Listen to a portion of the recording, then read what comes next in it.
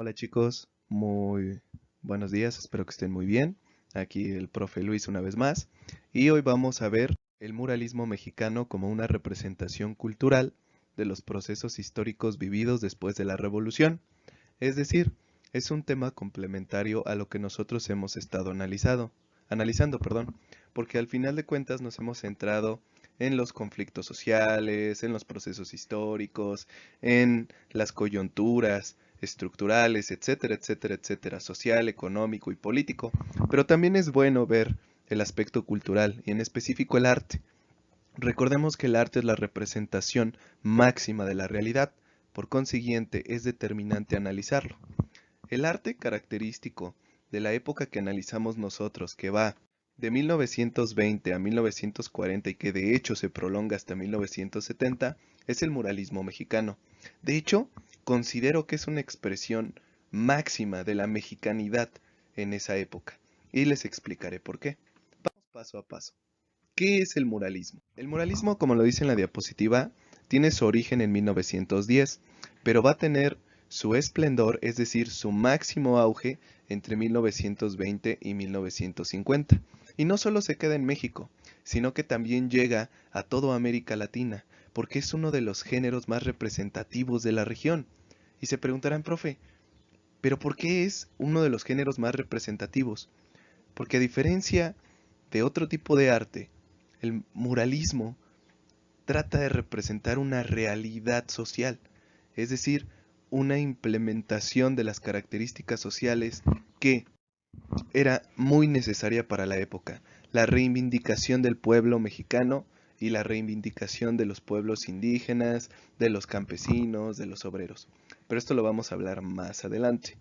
Ahora, estas obras aún las podemos encontrar en la actualidad y de hecho están en edificios de gobierno, en la Universidad Nacional Autónoma de México, presenta las figuras que nos dieron patria. Principales muralistas. David Alfaro Siqueiros. Este personaje es bien importante porque él sí es izquierdista, él es socialista exacerbado, así que de él sí podemos esperar la representación de una ideología socialista.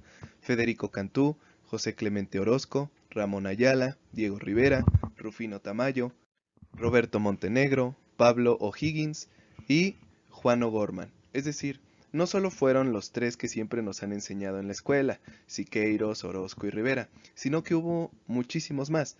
De hecho, en Tlaxcala tenemos un representante de esta corriente muralista. Espero ver en la caja de comentarios quién es, porque sé que ustedes lo saben. Ahora, todos los componentes del muralismo mexicano corresponden a su momento y a su época. Muchos historiadores llegan a decir, que José Vasconcelos dio luz verde para que estos muralistas empezaran a realizar sus obras en espacios públicos con un fin pedagógico. Abro paréntesis.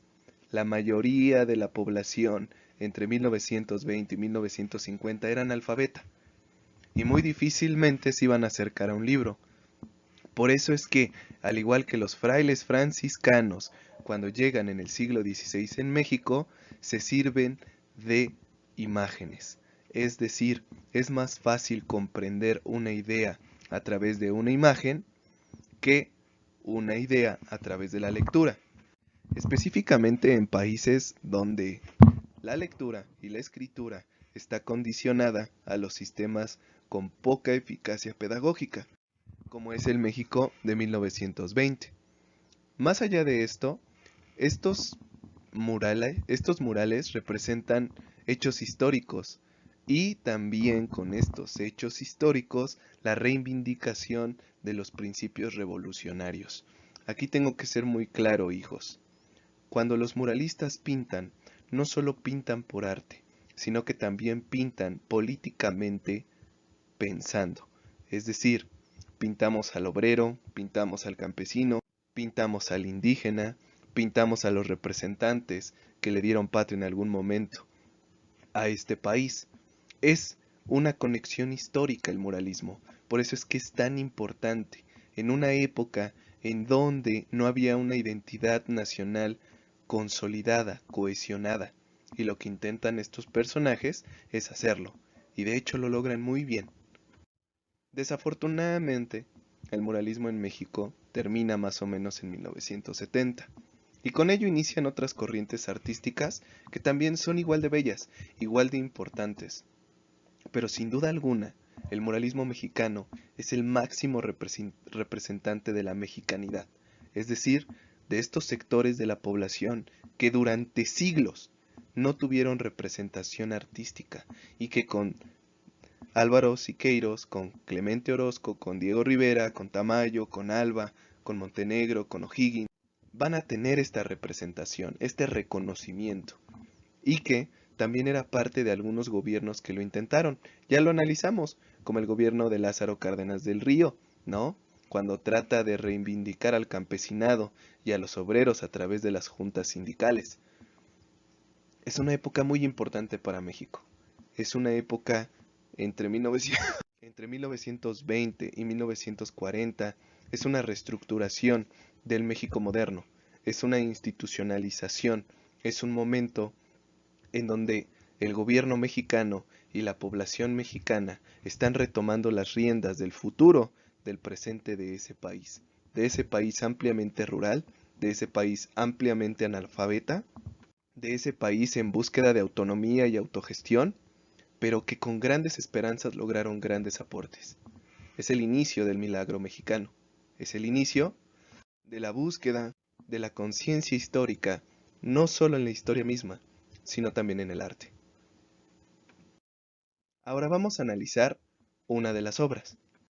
La obra es de uno de los máximos representantes del muralismo mexicano, de los más reconocidos, Diego Rivera, y no solo por las grandes obras que hizo, sino también por esa vida pública y esa vida privada de la que nosotros sabemos, teniendo como pareja en ese momento a Frida Kahlo, dándole asilo a León Trotsky, que es uno de los máximos exponentes del socialismo y que es perseguido, claro está, por Joseph Stalin y termina siendo asesinado en Coyoacán por un español, ¿no?, con tinte socialista. Toda esa vida pública ha opacado un poquitito, ¿no?, la gran actividad artística que tuvo. La escena se llama Tierra y Libertad. Solo quiero, por favor, que observemos juntos el mural. En el mural nosotros podemos identificar dos componentes básicos. Primero, que están la mayoría de los líderes o de los grandes personajes históricos que le dieron de alguna u otra forma identidad a nuestro país, pero que también están representados todos aquellos que los apoyaron, porque hay que tener en cuenta algo. La historia no solo está hecha por líderes, sino que también está hecha por ese conjunto de la población que los apoyó. Y nosotros podemos verlo ahí. Podemos ver desde independentistas, reformistas, revolucionarios, gobiernos por revolucionarios, pero que todos ellos han aportado en algún momento un rasgo de identidad a la consolidación del término mexicano. Espero que les haya gustado el video del día de hoy.